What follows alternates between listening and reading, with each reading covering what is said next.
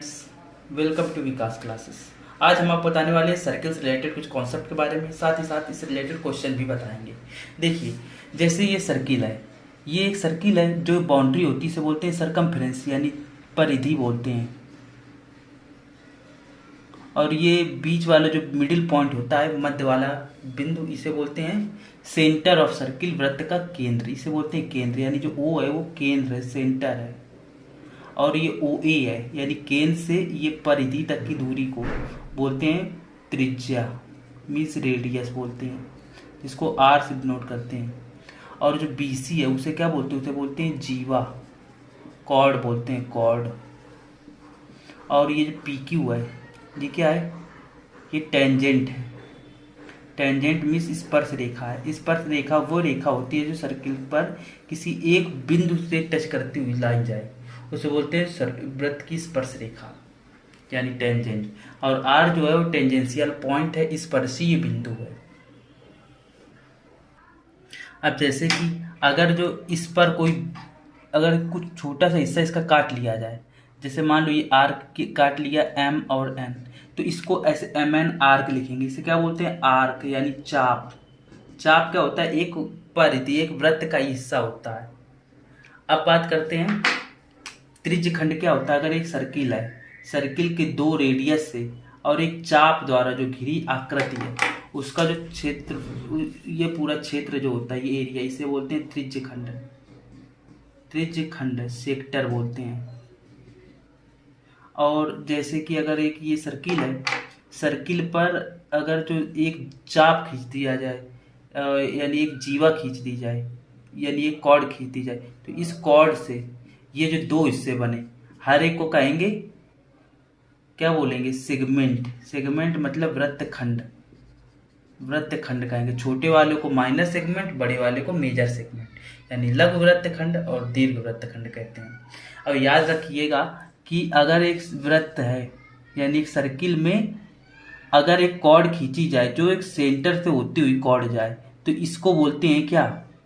इसको बोलते हैं व्यास। व्यास बोलते हैं इसको, व्यास बोलेंगे। यानी सेंटर से होके जाएगी। अगर ये ए बी एक ये कॉर्ड है, यानी हम कह सकते हैं कि जो व्यास है, डायमीटर है, वो सर्किल की लॉन्गेस्ट कॉर्ड होती है, यानी अधिकतम लंबाई वाली जीवा होती है, जो सर्किल को दो बराबर हिस्सों में डिवाइड करती है।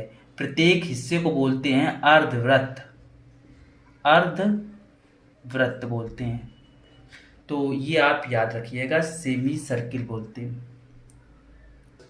जैसे कि फर्स्ट पॉइंट है, पहली थ्योरम में केंद्र से जीवा पर डाला गया लंब जीवा को समद्विभाजित करता है। यानी the perpendicular from the centre of circle to other chord bisect the chord. जैसे कि अगर जो ये एक सर्किल है, सर्किल में अगर एक कॉर्ड खींच दी जाए और एक सेंटर से इस पे अगर परपेंडिकुलर ड्रॉप करे, तो इसको दो बराबर हिस्सों में डिवाइड करेगा। और जैसे हमको प्रूफ करना है, तो इसको कैसे प्रूफ करेंगे? तो हम कॉन्स्ट्रक्शन करेंगे कि अगर ये सेंटर रेडिया एक सर्किल है जिसका सेंटर ओ है, तो हम क्या करेंगे? ये एक कॉर्ड ए बी है, तो हम क्या करेंगे? ए को ओ से और बी को ओ से मिलाते हैं, तभी हम क्या कहेंगे? ए ओ बराबर, तब हम दो ट्रायंगल लेंगे। कौन कौन से ट्रायंगल लेंगे? ए ओ, इसको मान लेते हैं ए बी सी, इसको मान लो सी, तो ए ओ सी, और ट्रायंगल कौन से ले लें? ए ओ सी और बी ओ सी, ये दो ट्रायंगल ले लो। अगर ये कांग्रुएंट हो जाएंगे तो प्रूव हो जाएगा। देखिए कैसे, ए ओ बराबर ओ बी, ये हमने आपको बताया हुआ है कांग्रुएंसी कैसे प्रूव करते हैं। तो ये हो गई रेडियस, तो आर इसको लिख देंगे। अब जैसे कि अगर हम ये कहेंगे कि ये 90 डिग्री हमने खींचा है, क्योंकि उसमें कह रहा है ना लंब, लंब मतलब 90 डिग्री। ओ सी बराबर ओ angle O C A, O C A बराबर angle O C B, 90 degree दिया है, गिवन है। तो एक ये हो गई, एक ये वाली प्रॉपर्टी हो गई। और ओ बी बराबर ओ बी, ये देखिए दोनों में कॉमन है, यानी उभयनिष्ठ है, यानी कॉमन है। तो अगर जो हम एक 90 डिग्री दो साइड, यानी एक ये और एक ये, तो हम क्या कहेंगे? एक राइट, ये जो ट्रायंगल है, जैसे ये 90, ए ओ और ओ बी जो रेडियस है वो किसका काम कर रहे हैं? इस ट्रायंगल में एक हाइपोटेन्यूज कर्ण का काम कर रहे हैं, तो हम कहेंगे triangle AOC is congruent to triangle BOC। Angle AOC समरूप है त्रिभुज BOC के। कैसे समरूप है? By RHS congruency.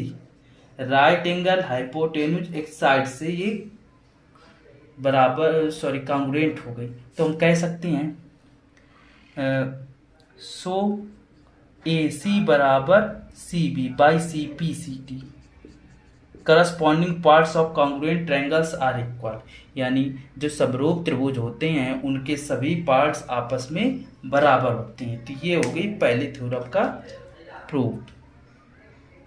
अब बात करते हैं थ्योरम नंबर 2 की। यहाँ पर दिया है, यहाँ लिखते हैं बराबर जीवाएं केंद्र से समदूरस्थ यानी समान दूरी पर होती हैं। समदूरस्थ का मतलब समान दूरी पर होती हैं। अगर बराबर जीवाएं होंगी, इसको देखिए इंग्लिश ट्रांसलेट कर देते हैं, लिखिए बराबर जीवाएं equal chords of a circle are equidistant from the centre. Equal chords of a circle are equidistant from the centre. देखिए जैसे अगर इक्वल कॉर्ड्स खींच दी जाए, इसका वाइस वर्सा भी ठीक है। अगर दो परपेंडिकुलर खींचे जाएं, अगर दो परपेंडिकुलर यानी दो कॉर्ड पर अगर परपेंडिकुलर बराबर है तो हम क्या कहेंगे? दोनों कॉर्ड्स आपस में बराबर होंगी, या आप कहेंगे बराबर जीवाएं केंद्र से समान दूरी पर होंगी। देखिए जैसे कि अगर दो जीवाएं खींच देते हैं किसी भी तरह से, ऐसे दो जीवाएं अगर खींच दी जाए, अगर जो यहाँ सेंटर है, अगर ये सेंटर से समान दूरी पर हुई, यानी समान दूरी कैसे निकालते हैं? जब परपेंडिकुलर डालते हैं, वही मिनिमम डिस्टेंस होती है, वही दूरी होती है। शॉर्टेस्ट डिस्टेंस को ही दूरी बोलते हैं। तो मान लो ये P है, ये Q है,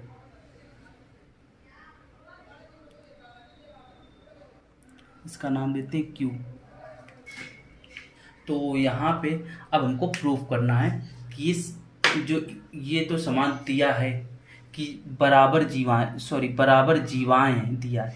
मतलब अगर इसको मान लेते हैं ABCD, दिया क्या गया है? AB बराबर CD, ये दिया गया है समान दूरी पर होंगी।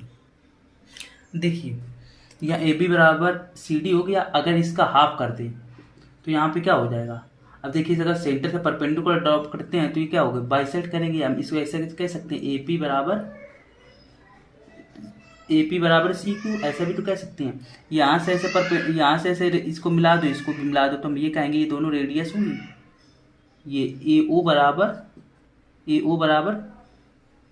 CO, ये क्या होंगी? रेडियस होंगी। AP बराबर CQ, AO बराबर ये, ठीक है। अब इसके बाद देखिए ये और ये वर्टिकली अपोजिट एंगल, हम क्या कहेंगे? एंगल AOP बराबर एंगल COQ, ये वर्टिकली अपोजिट एंगल है, शीर्षाभिमुख कोण है। ये नहीं करते हैं, हमें तो दूरी पता है ना कि ये अपने परपेंडिकुलर ड्रॉप किया है, मिनिमम दूरी होती है OP। हम कहेंगे ये बराबर जीवाएं था, यानी ये 90 डिग्री है। हम OPA बराबर एंगल, या यहाँ से ये इधर से स्टार्ट करते हैं, OQC बराबर एंगल OPA, ये क्या है? 90 डिग्री का है। तो RHS से हम कह सकते हैं, RHS से triangle COQ is congruent to triangle AOP। तो हम कह सकते हैं अगर ये कॉन्ग्रुएंट हो जाए तो ये दोनों आपस में ओवरलैप हो जाएंगे, CQ AP पे आ जाएगा और ये दोनों कोण आपस में मिल जाएंगे। इसको ऐसे फ्लैप करेंगे, इधर तरफ मोड़ देंगे तो ये लाइन पूरी इस पे आ जाएगी। तो हम ये कहेंगे कि, और ये वाला लाइन OQ OP पे आ जाएगा, तो OQ बराबर OP by CPCT, corresponding parts of congruent triangles are equal. तो ये थी ट्रायंगल से रिलेटेड कुछ इंपॉर्टेंट थ्योरम।